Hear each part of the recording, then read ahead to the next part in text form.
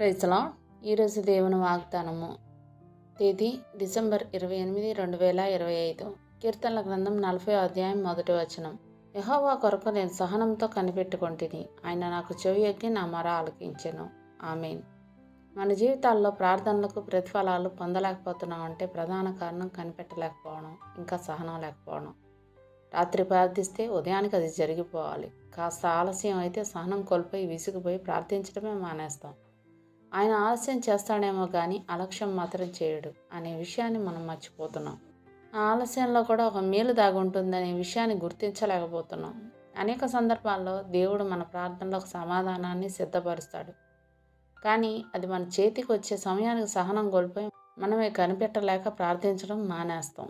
ఆ ఆశీర్వాదాలు మన కండ్ల ముందే నిలిచిపోతాయి కానీ మన చేతికి మాత్రం దక్కవు.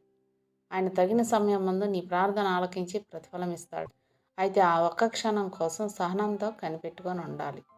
దానికి ఎంతకాలం పట్టొచ్చు? కాలేబు వాగ్దానం నెరవేర్పు కోసం 45 సంవత్సరాలు, అబ్రహాం 25 సంవత్సరాలు సహనంతో కనిపెట్టాల్సి వచ్చింది. సిలువలో దొంగ అయితే తన ప్రార్థనకు ప్రతిఫలాన్ని అదే రోజు పొందగలిగాడు. అది ఎప్పుడు నీకు అవసరమో నీకంటే ఆయనకే బాగా తెలుసు. అప్పటి వరకు సహనంతో ఆయన కొరకు కనిపెట్టుకుని ఆ రీతిగా మన జీవితాలను సిద్ధపరచుకుందాం. వాగ్దాన ఫలాలను అనుభవిద్దాం. దేవుడిచ్చిన ఈ వాగ్దానాన్ని స్వతంత్రించుకొని ఆయన కృతజ్ఞతాస్తుతులు చెల్లించుకుందాం. అట్టి కృపా ధన్యత దేవుడు మనకు అనుగ్రహించును గాక. ఆమేన్. దేవుడు తన పరిశుద్ధ వాక్యం మన వెనుకడి యందు దీవించును గాక. ఆమేన్.